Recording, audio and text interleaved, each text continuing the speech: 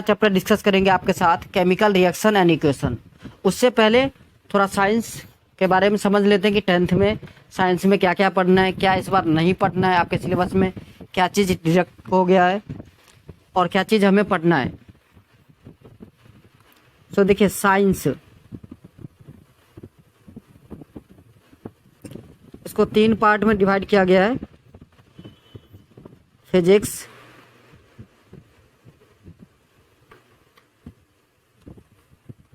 Chemistry,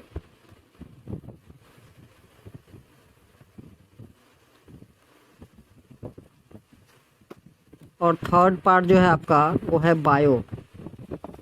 biology.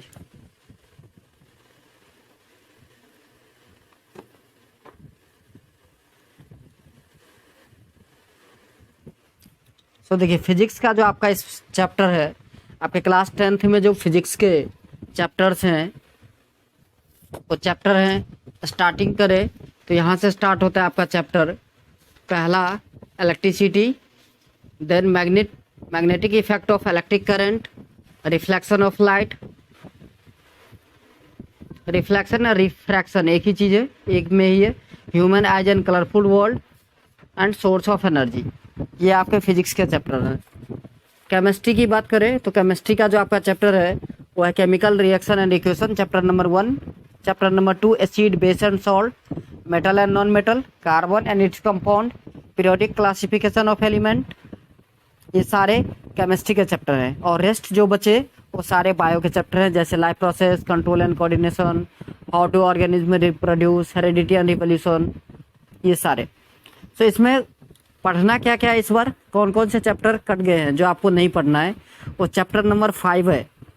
सबसे पहला chapter 5 आपको नहीं पढ़ना है, ये आपके सिलेबस से कट चुका है। दूसरा आपका चैप्टर सोर्स ऑफ एनर्जी नहीं पढ़ना है, सोर्स ऑफ एनर्जी ये चैप्टर इस बार नहीं आएगा। उसके बाद चैप्टर नंबर 16 नहीं पढ़ना है आपको, जो है सस्टेनेबल मैनेजमेंट, चैप्टर 16। और इसके अलावा चैप्टर 5 मैंने बता ही दिया आपको। और उसके अलावा बायो का जो चैप्टर है हेरिडिटी एंड इवोल्यूशन, उसमें से इवोल्यूशन पार्ट कट गया, सिर्फ हेरिडिटी पढ़ना है आपको। तो आई होप आपको सिलेबस पता चल गया कि क्या क्या चीज़ पढ़ना है, क्या नहीं पढ़ना है। बुक में आप लिख सकते हो फिजिक्स का कौन कौन से चैप्टर है। एक और बार मैं रिपीट कर रहा हूँ। पहला चैप्टर है आपका light, reflection and refraction, human eyes and colourful world, electricity, magnetic effect of electric current, ये सारे फिजिक्स के चैप्टर हैं। केमिस्ट्री है chemical reaction and equation, acid, base and salt, metal and non metal, carbon and its compound, periodic classification of element, और rest bio के part है। तो आज हम इस वीडियो में आपके साथ डिस्कस करने वाले हैं chapter 1, chemical reaction and equation. So बच्चों, इस चैप्टर को पढ़ने के लिए आपको बार बार आप लोगों को ज़रूरत पड़ती है कि नहीं, आपको लगता है कि हमारे पास लक्ष्मीर सिंह का बुक होना चाहिए केमिस्ट्री का, या फिर टुगेदर विथ होना चाहिए, या कोई हेल्प बुक होनी चाहिए जो काफ़ी कॉस्टली आता है आजकल मार्केट में। सो ज़रूरत नहीं है उस सारी बुक की, आप मेरा वीडियो देखिए, यहीं से आपको नोट्स मिल जाएगा। मैं नोट्स लिखता चाहूँगा, जितना ज़रूरत है आपके लिए उतना मैं साइड में लिखता चलूँगा। आप चाहो तो कॉपी में लिख लो, या फिर आपके जो साइंस के बुक है आप साइड में पेंसिल से लिख सकते हो। तो नोट्स हम लिखते चलेंगे, वो नोट्स आप लिख सकते हो। और अपने एनसीईआरटी बुक खोल के बैठिए, जो आपके बुक में गिवन है वो हम बुक में अंडरलाइन करवा देंगे। और रेस्ट जो चीज़ें हैं, जो चीज़ें होती है जो एनसीईआरटी में क्लियर नहीं है, अच्छे से नहीं डिस्क्राइब किया है, तो वो चीज़ हम लिखते चलेंगे। सो चलिए वीडियो को स्टार्ट करते हैं। सबसे पहला जो टॉपिक है वो है हमारा केमिकल रिएक्शन क्या होता है, व्हाट इज केमिकल रिएक्शन। पहला टॉपिक आप केमिकल रिएक्शन दे करके डैश लिखे देंगे।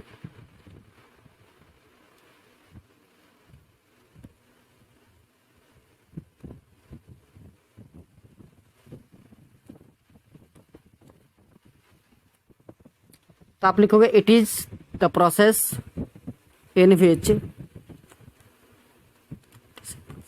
It is a process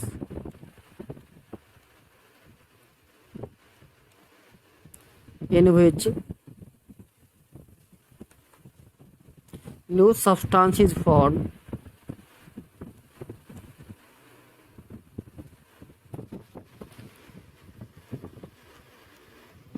loose substance is formed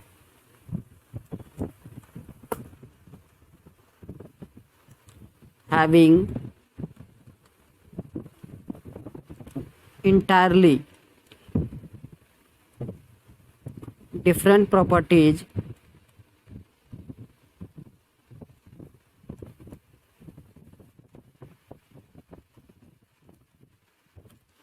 having entirely different properties. मतलब एक ऐसा प्रोसेस जहाँ पर क्या होता है, एक नया सब्सटेंस बनता है जिसका प्रॉपर्टीज जो है पहले जो दो एलिमेंट रिएक्ट कर रहे थे उसके प्रॉपर्टीज से बिल्कुल ही अलग होता है। ठीक है, जैसे example magnesium, burning of magnesium in air to form magnesium oxide, Mg+O2 gives MgO। ये एक केमिकल रिएक्शन है। ठीक है, ये अभी अनबैलेंस है, हम आपको बताएंगे आगे चल कर कि बैलेंस केमिकल इक्वेशन क्या होता है और इसको बैलेंस क्या करते हैं, कैसे करते हैं। सबसे पहले समझिए Mg+O2, मैग्नीशियम और ऑक्सीजन जो आपस में रिएक्शन करे, इस दोनों को बोलते हैं रिएक्टेंट। क्या बोलते हैं? रिएक्टेंट। ये दोनों मिलके इसको बोलते हैं रिएक्टेंट। और एक नया सब्सटेंस जो आपका बन रहा है MgO, इसको बोलते हैं हम प्रोडक्ट। क्या बोलते हैं? प्रोडक्ट।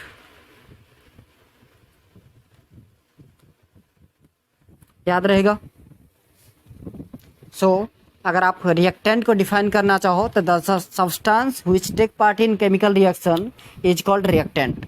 जो सब्सटेंस केमिकल रिएक्शन में पार्टिसिपेट करता है उसे हम रिएक्टेंट कहते हैं। ठीक है, and the substance which is formed after reaction is called product.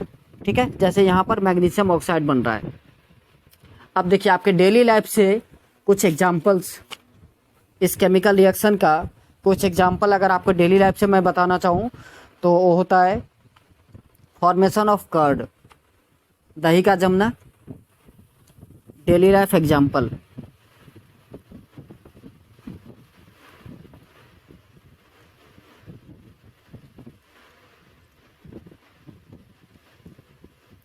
सबसे पहला formation of curd,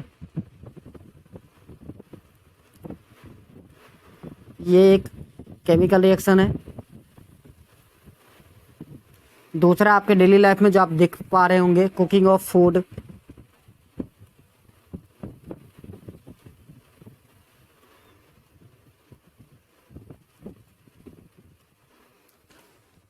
third, digestion of food in our body.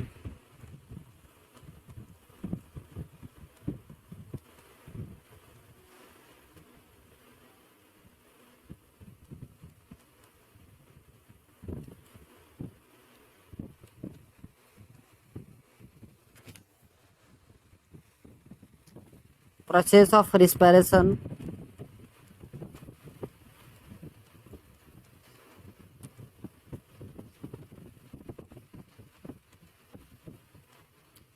And बहुत सारे सो ऑन एटसेट्रा, बहुत सारे ऐसे रिएक्शन है जो आपको अपने डेली लाइफ में दिख जाएगा। ठीक है, चलिए नेक्स्ट आता है characteristic of chemical reaction. Chemical reaction के बाद क्या सब देखने को मिलता है, क्या चीज़ होता है? तो सबसे पहला होता है change in state. State change हो जाता है, सॉलिड से लिक्विड में चेंज होता है, लिक्विड सॉलिड बन जाता है। So change in state. अब आपको पता होगा कि आपके जो हमारे जो आसपास मैटर है वो 3 स्टेट में नॉर्मली होते हैं, solid, liquid and gas. So chemical reaction के बाद आपको सबसे पहला जो चेंजिंग दिखेगा वो है स्टेट चेंज। सो पहला कैरेक्टरिस्टिक आप लिखेंगे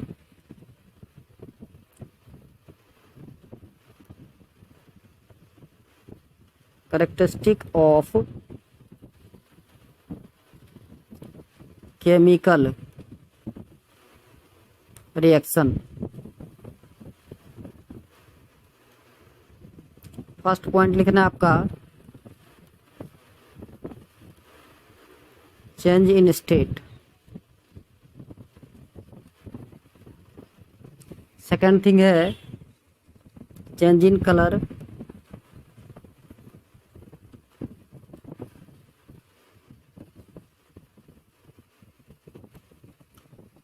third, evaluation of gas.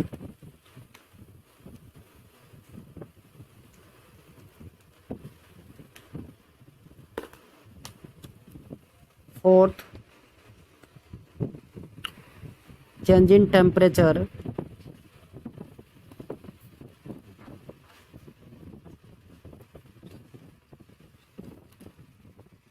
Fifth, formation of precipitate.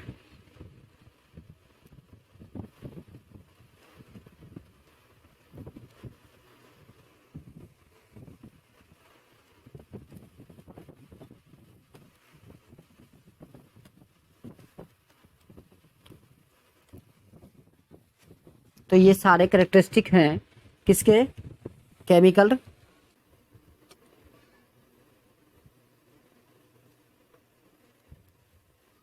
बच्चों मैंने पेन का फॉन्ट साइज थोड़ा सा कम कर दिया है क्योंकि पेज तुरंत ही भर जा रहा था। तो आपको लिखना है the method of representing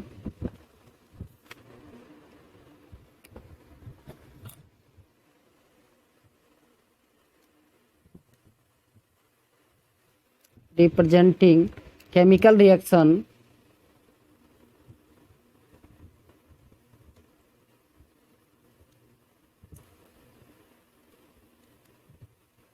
with the help of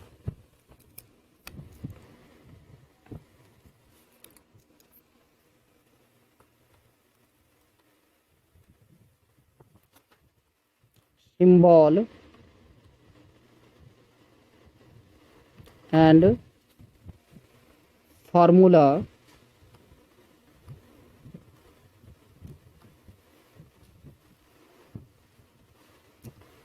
are called chemical equation.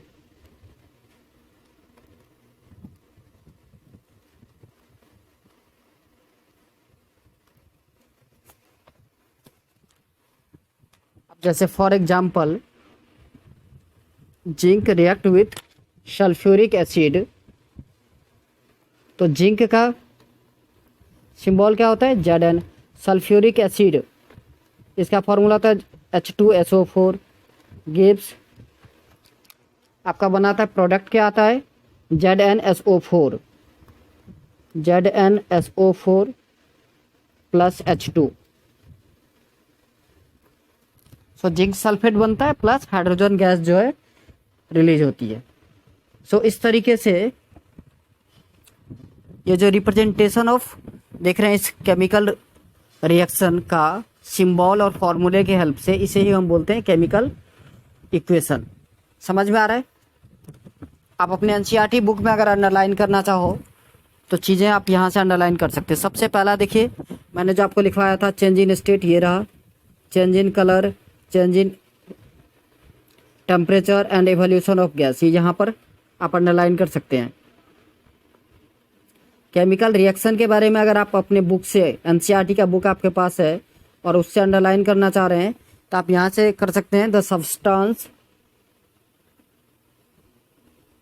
That undergo chemical change reaction, magnesium and oxygen are the examples of chemical reaction. तो ये सारे चीज़ आप यहाँ से अंडरलाइन कर सकते हैं। समझ में आ रहा है। चलिए नेक्स्ट टॉपिक है हमारा बैलेंस केमिकल इक्वेशन। अब केमिकल इक्वेशन का वो बैलेंस कैसे करें, और पहले कहते किसे हैं बैलेंस ऑफ केमिकल इक्वेशन का मतलब क्या होता है। तो if the number of atoms in reactant side और product side are equal in a chemical reaction then it is said to be balanced chemical equation. और अगर आप दूसरे in other word the process of making the number of different types of atom equal to the both the side of an equation is called balancing of equation. अगर आप लिखना चाहो मैं लिख देता हूं,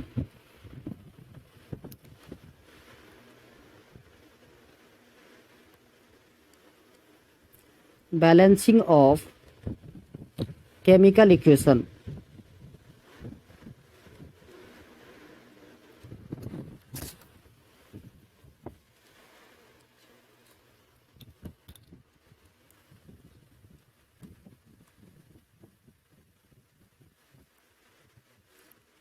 ये हमारा टॉपिक है, the process of making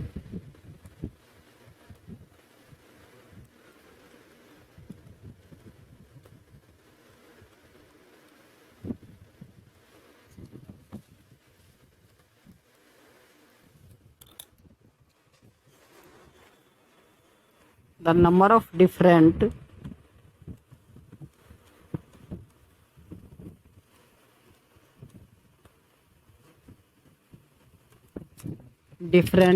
types of atoms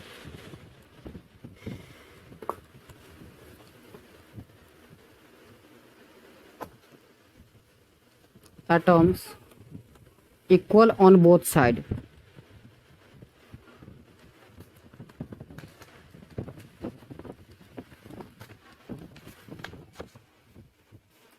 of an equation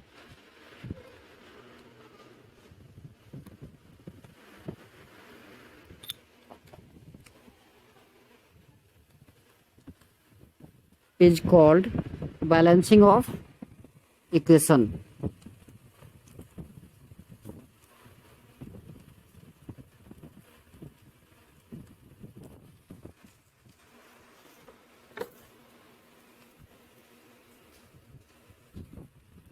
ठीक है बच्चों, समझ में आ रहा है आपको? आप सबसे पहला चीज़ आता है कि बैलेंस कैसे करें। बैलेंसिंग तो हमने बता दिया, लेकिन बैलेंस करें तो करें कैसे। सो देखिए, एक एग्जांपल ले लेते हैं, एग्जांपल लेकर के समझते हैं अच्छे से कि बैलेंस कैसे करें। देखिए, जैसे हम लिखे हैं H2 + O2 गिव्स H2O। देख रहे हैं आप,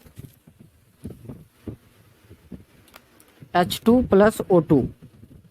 सो देखिए, रिएक्टेंट एंड प्रोडक्ट मैंने आपको लिखा दिया था, आप LHS और RHS लिख करके भी कर सकते हैं, नहीं तो ऐसे लिखना होगा आपको, रिएक्टेंट एंड प्रोडक्ट।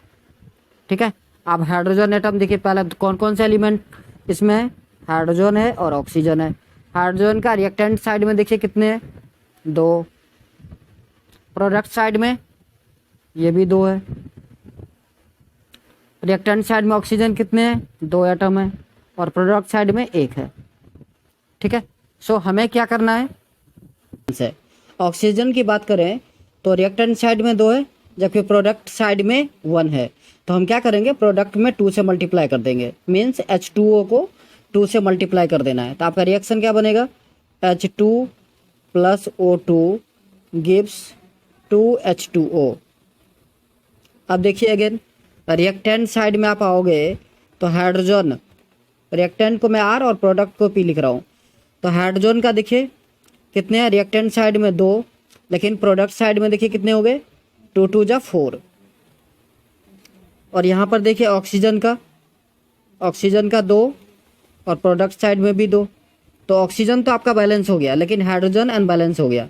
तो हम क्या करेंगे कि हमारा जो हाइड्रोजन है H2, उसको भी 2 से मल्टीप्लाई कर देंगे। तो आपका रिएक्शन क्या बनेगा, लास्ट इक्वेशन बनेगा 2H2 + O2 गिव्स 2H2O। ये एक बैलेंस केमिकल रिएक्शन है। यहाँ पर हाइड्रोजन के भी 4 atom, reactant side and product side दोनों में, और ऑक्सीजन के 2 एटम। समझ में आया? चलिए एक और एग्जांपल ले लेते हैं। एक आपके NCERT बुक का एग्जांपल है, Fe + H2O। Fe iron plus water gives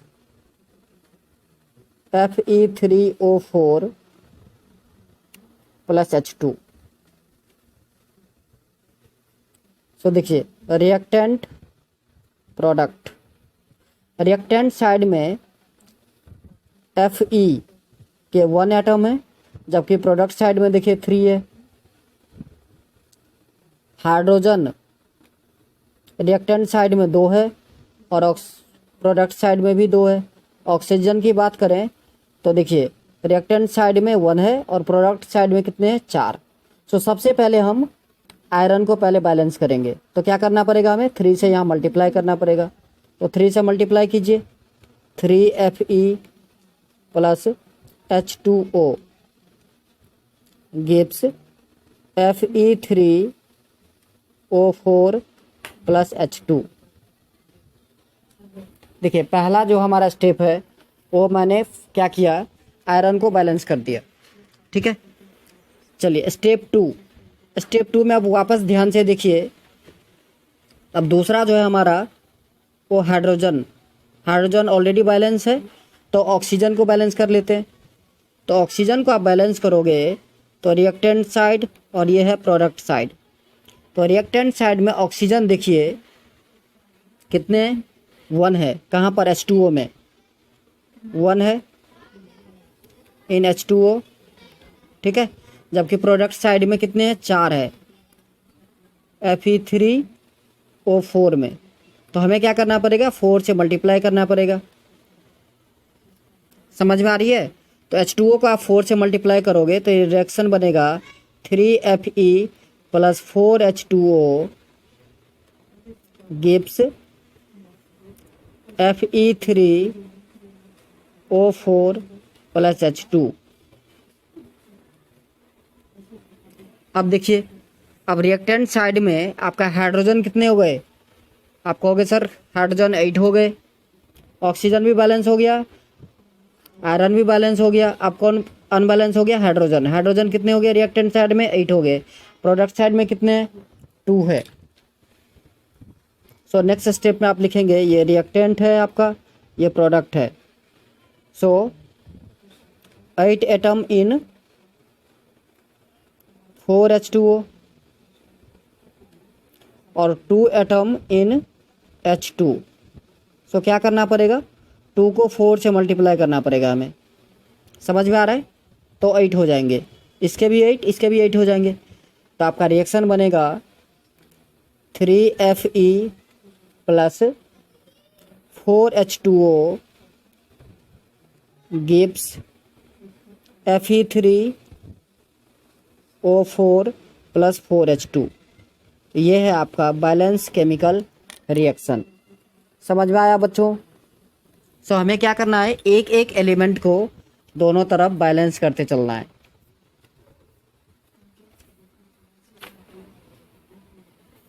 तो इस तरीके से आप रिएक्शन को बैलेंस कर सकते हो। चलिए नेक्स्ट टॉपिक की तरफ बढ़ते हैं। और टॉपिक है आपका बैलेंसिंग, ये मैंने आपको सिखा दिया है और भी बहुत सारे एग्जाम्पल हैं जो आप देख सकते हैं। नेक्स्ट टॉपिक है हमारा types of chemical reaction. Chemical reaction के कितने टाइप हैं ये आपके साथ में अभी डिस्कस करने वाला हूँ। तो टाइप्स ऑफ केमिकल रिएक्शन में आपको सबसे पहला पढ़ना है कॉम्बिनेशन रिएक्शन।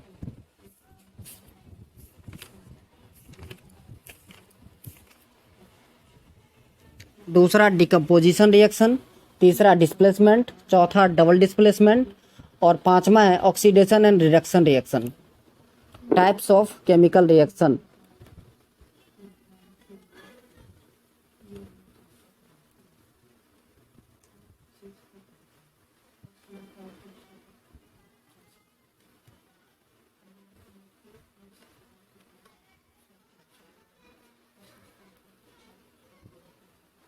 फर्स्ट है कॉम्बिनेशन रिएक्शन।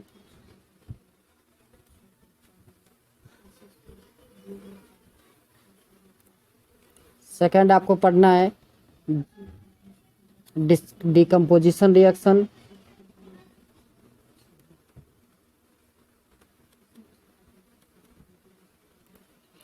थर्ड पढ़ना है displacement.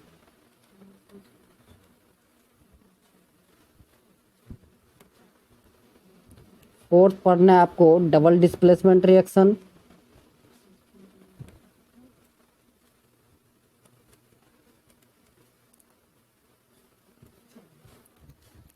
Double displacement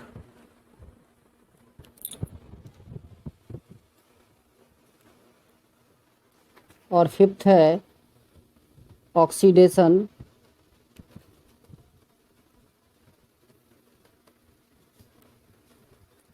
and reduction.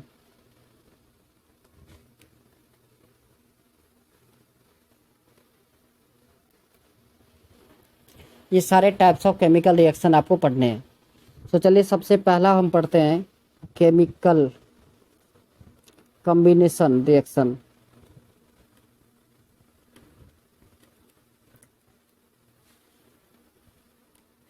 Combination reaction,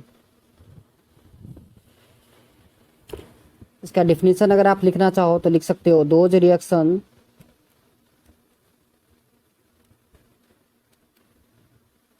in which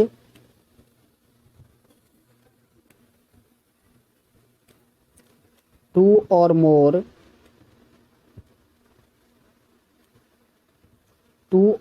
substance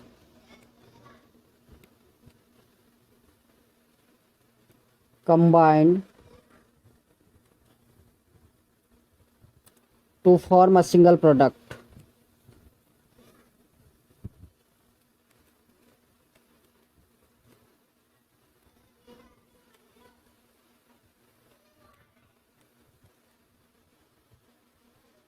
are called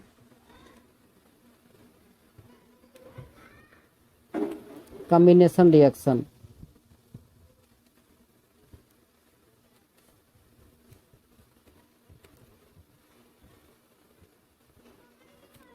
मतलब क्या, इस रिएक्शन में क्या होगा, दो या दो से ज़्यादा सब्सटेंस कंबाइंड होकर के सिंगल प्रोडक्ट बनाएंगे।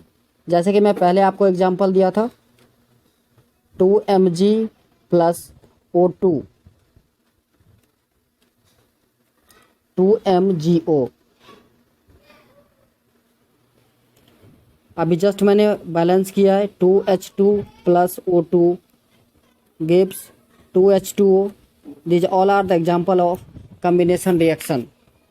और भी एग्जांपल लेना है आपको, C प्लस O2, सारे छोटे छोटे एग्जांपल हैं। CO2 2Na plus Cl2 gives 2NaCl। These all are the example of combination reaction। दूसरा है आपका decomposition reaction.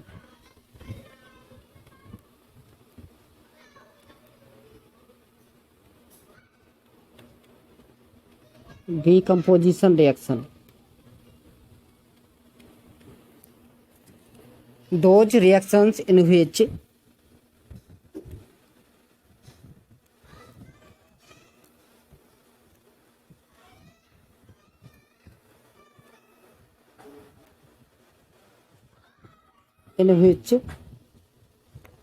a compound split into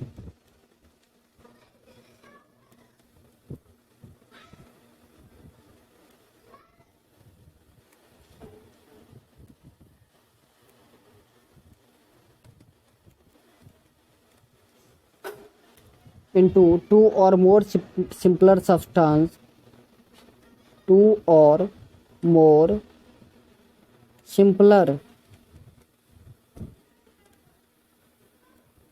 substance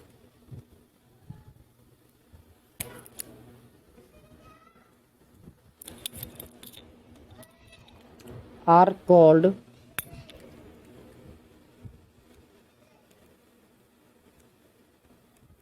decomposition reaction।